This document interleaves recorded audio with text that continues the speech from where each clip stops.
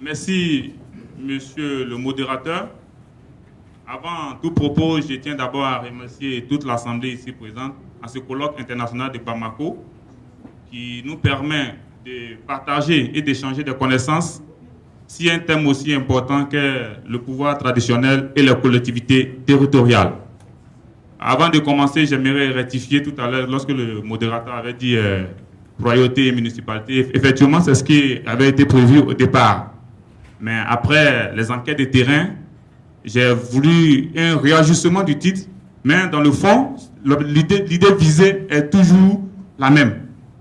Donc c'est pourquoi si le titre a changé, que le titre n'est pas le même que ce que vous avez, vraiment toutes mes excuses, mais vraiment l'objectif est contenu dans ce travail.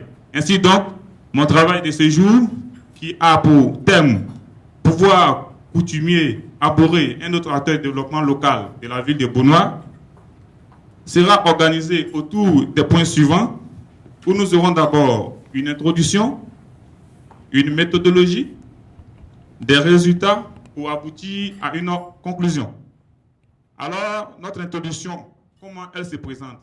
Nous allons d'abord démarrer l'introduction par la présentation de la zone d'étude qu'est la ville de Bonois, qui est une ville qui est située au sud-est de la Côte d'Ivoire, à une cinquantaine de kilomètres de la ville d'Abidjan, en allant vers la frontière ghanéenne.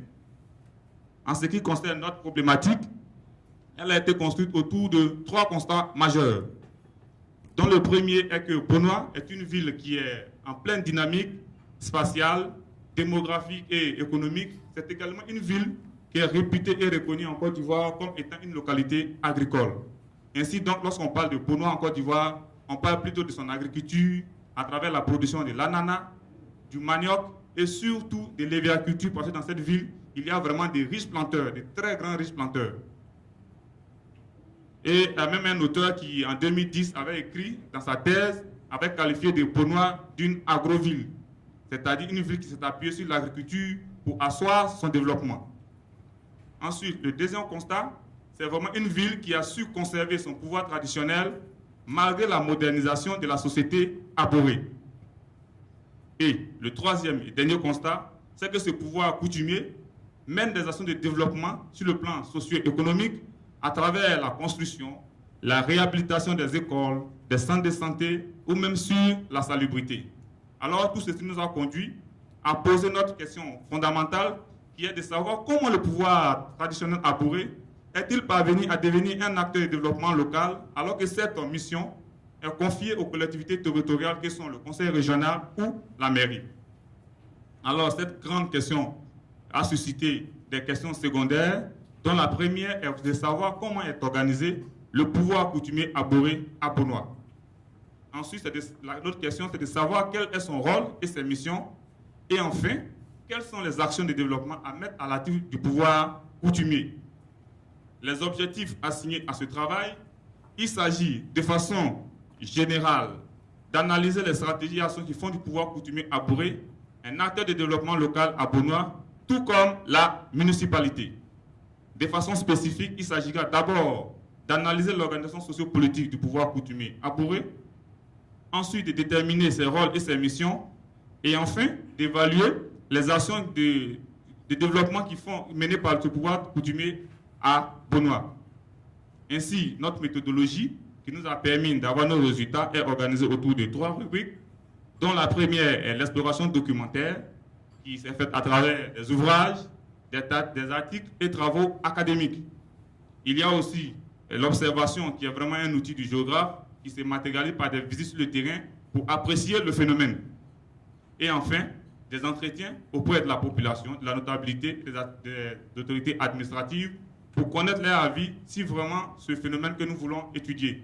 Et tout ceci nous ont conduit à nos résultats, dont le premier point est de comprendre l'organisation du pouvoir traditionnel arboré à Bonois, à travers d'abord sa structuration socio-politique, qui est constituée de 4 piliers, dont le premier est d'abord la cour royale, qui est composée du roi qu'on appelle un arboré Mengbi et de ses notables maintés au nombre de 7. Après la cour royale, nous avons les clans. À ce niveau, il faut comprendre que les clans sont des ensembles de familles qui se réclament d'un ancêtre commun. Et de façon traditionnelle, à Bonois, nous avons 7 grandes familles au sein desquelles sont choisis les notables de la cour royale. Il y a les générations et les classes d'âge. À ce niveau, les générations sont les unités sociologiques d'individus regroupées en classes d'âge.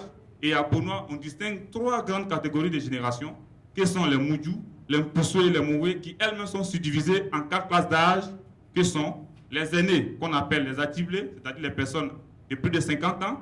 Ensuite, nous avons les cadets, qu'on appelle en abouré, les boulés, dont l'âge varie entre 45 et 50 ans.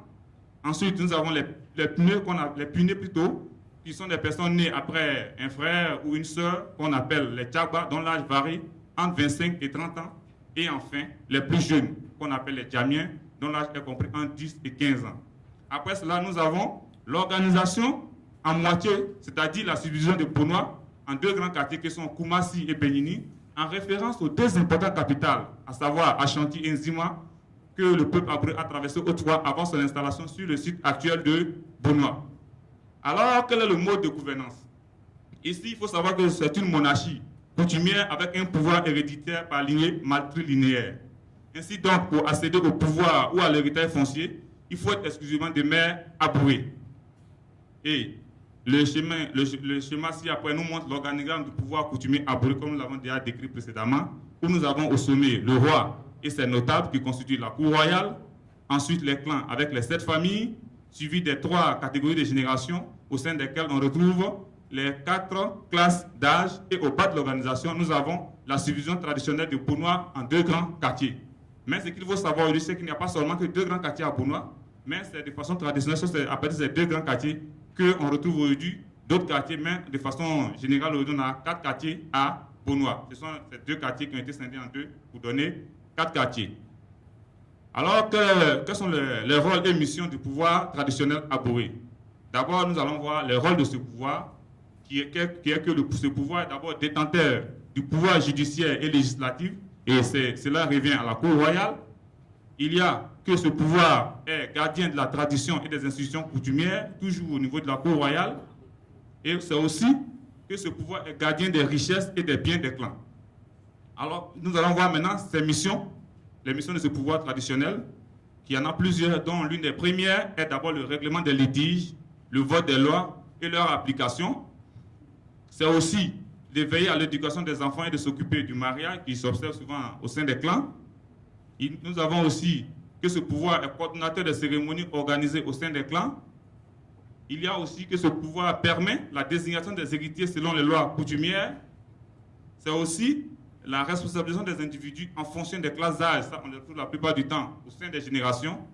Et enfin, c'est la contribution à l'unité du village abouré qui est devenu ville. En 3e partie, nous allons voir enfin les actions de développement à mettre à l'étude de ce pouvoir coutumier. Il s'agira d'abord de voir le rapport entre le pouvoir coutumier et la construction immobilière à Bonois.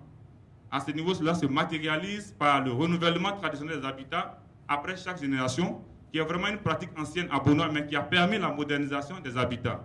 Ce qu'il faut savoir à ce niveau, c'est que par le passé, après le passage de chaque génération, la nouvelle génération qui arrive au pouvoir procède au renouvellement total des habitats. Mais avec la modernisation de la société et des habitats, cela n'est plus possible. C'est plutôt la réhabilitation des habitats qui se passe après le passage d'une génération. Mais ce qui se voit aujourd'hui, c'est vraiment ce qui se voit aujourd'hui. Oh, ben j'ai un problème avec.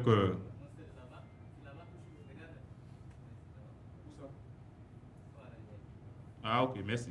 Excusez-moi pour ce petit temps. Ce qui se passe aujourd'hui, c'est vraiment.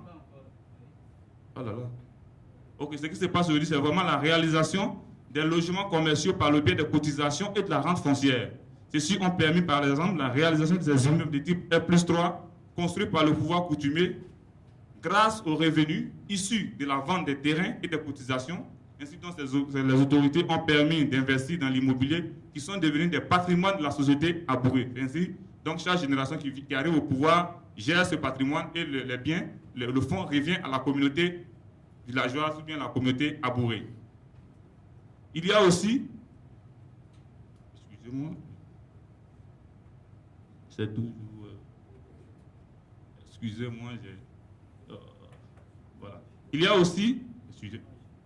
aussi la protection spirituelle des acteurs immobiliers qui sont souvent les cadres et les planteurs contre les mauvais esprits que souvent on dit que ce sont des sorciers par le biais d'une amende de 300 000 francs. À ce niveau, je précise qu'en Côte d'Ivoire, la plupart du temps, lorsque les personnes refusent, elles refusent parfois d'aller investir dans les régions d'origine de peur des sorciers. Mais ce qui est intéressant dans le cas de Bonoa, c'est que ces personnes sont protégées déjà par la société traditionnelle pour permettre à ces personnes de venir investir à Bonoa. Nous avons aussi, deuxième point, c'est le pouvoir coutumier abouré et la mise en place des infrastructures socio-économiques de la ville de Bonoa qui se matérialise par la construction des premières écoles publiques et des logements des enseignants grâce aux cotisations initiées par les générations ou les classes d'âge. Et aujourd'hui, ce qui se passe, c'est vraiment ici un établissement préscolaire construit par les classes d'âge et ces actions ont permis de doter pour nous de nombreux établissements scolaires sans vraiment au départ l'apport de l'État ou des collectivités territoriales. Nous avons l'érection du premier collège ou du lycée par le biais des cotisations qui ont été d'abord initiées par les communautés de la société abourée, mais qui seront à la suite appuyées par l'État afin que puissent avoir son premier collège et son premier lycée. Nous avons en mémoire le ministre d'alors, Febala Keïta, qui est allé pour participer à cette initiative de la communauté abourée. Et il a même salué, il a tiré en exemple, il a voulu prendre en exemple ce qui se passe à Bonoa pour que toute la Côte d'Ivoire puisse s'en servir afin qu'elle puisse connaître un développement, notamment les autres localités. Nous avons aussi, aujourd'hui, ce qui se passe, c'est vraiment l'équipement des salles de classe, l'entretien des centres de santé publique, à travers les cotisations, les taxes et assurances perçues par la Cour royale. Et cela se voit ici par une boulangerie qui vient d'être construite par la Cour royale il y a à peine 2 ans, grâce à la rente foncière, c'est-à-dire les taxes et les assurances qui sont perçues parce que aujourd'hui, Bonoa est devenu le réservoir d'eau de la ville d'Abidjan. Donc c'est à partir de Bonoa que parfois on a puisé de l'eau à travers les pipelines pour venir alimenter les quartiers sud de la ville d'Abidjan. Donc tout ceci font que les populations ont eu suffisamment d'argent et ont permis de réinvestir cela dans le village. Comme déjà de façon traditionnelle, ces populations avaient déjà un esprit d'investisseur. Il y a aussi le troisième point, c'est de voir le pouvoir coutumier abouré et la gestion de l'environnement urbain à Bonoa. Comment cela se passe? Cela se passe d'abord à travers la mise en place d'une police environnementale de concert avec la municipalité. Il y a aussi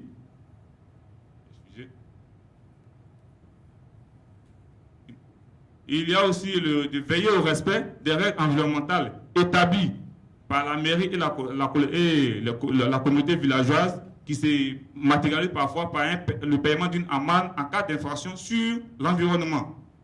C'est aussi... J'ai un problème avec...